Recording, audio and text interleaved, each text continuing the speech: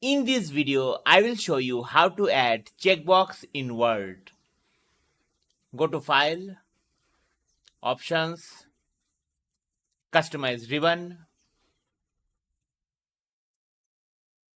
Check the developer option. Click on OK. Then click on the area where you want your checkbox. Click on the developer tab. Click on the checkbox icon. While the checkbox is selected, click on Properties. Under Checkbox Properties, click on Change next to the checked symbol. From here, select Sego UI symbol and in the subset field, select Miscellaneous Symbols. Scroll down to find the checkmark.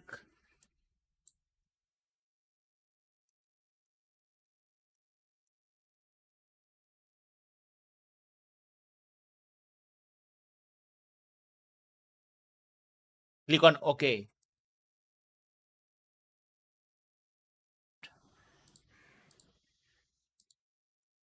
This is how you add checkmark in Word. If this video helped you, please like the video and subscribe to the channel.